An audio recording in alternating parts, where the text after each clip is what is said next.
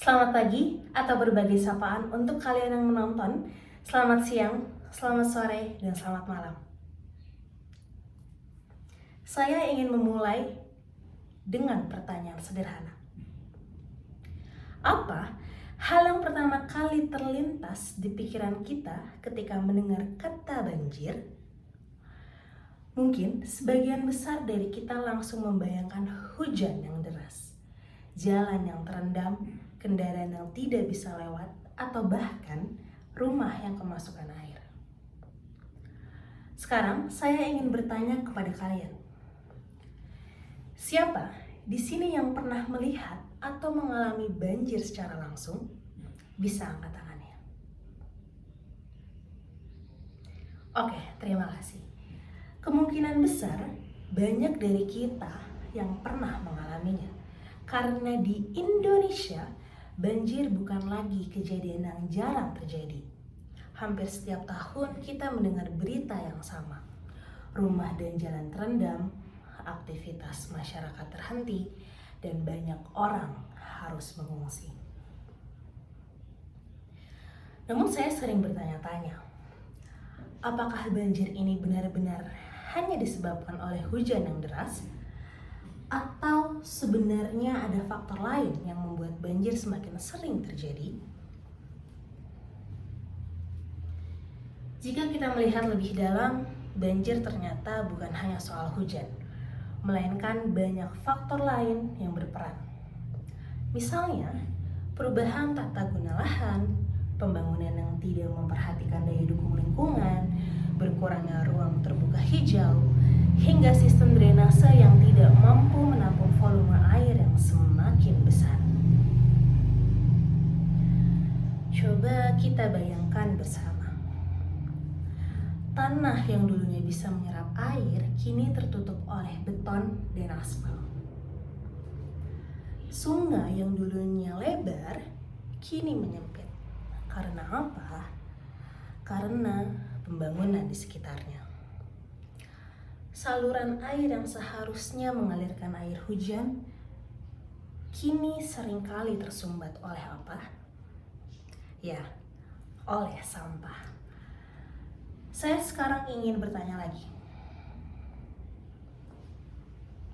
Jika air hujan tidak bisa meresap ke tanah dan tidak bisa mengalir ke sungai dengan baik, menurut kalian air itu akan pergi kemana? Jawabannya sederhana. Air itu akan mengalir ke tempat yang paling rendah, yaitu jalan, rumah, dan lingkungan tempat kita tinggal. Jadi apa artinya? Artinya, banjir sebenarnya bukan hanya persoalan air. Banjir adalah cerminan dari bagaimana manusia memperlakukan lingkungannya. Sekarang pertanyaannya adalah, siapa yang bertanggung jawab untuk mengatasi banjir? Apakah hanya pemerintah? Tentu tidak sepenuhnya. Pemerintah memang memiliki peran penting dalam perencanaan tata ruang, pembangunan drainase, dan pengelolaan sungai.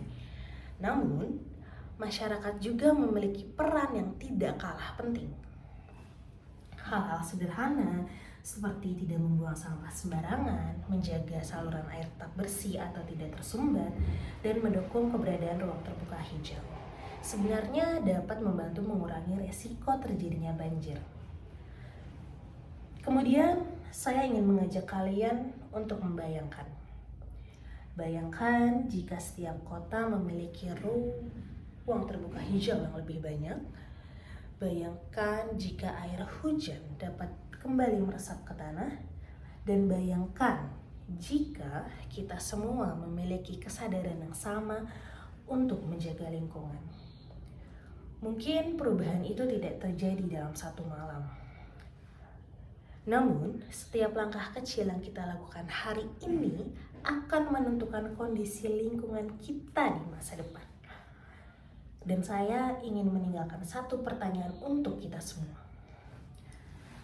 Apakah kita akan terus menganggap banjir ini sebagai kejadian tahunan yang biasa? atau mulai menjadi bagian dari solusi untuk mencegahnya. Karena pada akhirnya, banjir bukan hanya tentang air yang meluap. Banjir adalah tentang pilihan kita. Bagaimana kita merencanakan kota, menjaga lingkungan, dan bertanggung jawab terhadap masa depan tempat kita tinggal. Saya Sabita Syal Hairani, pamit undur diri. Terima kasih.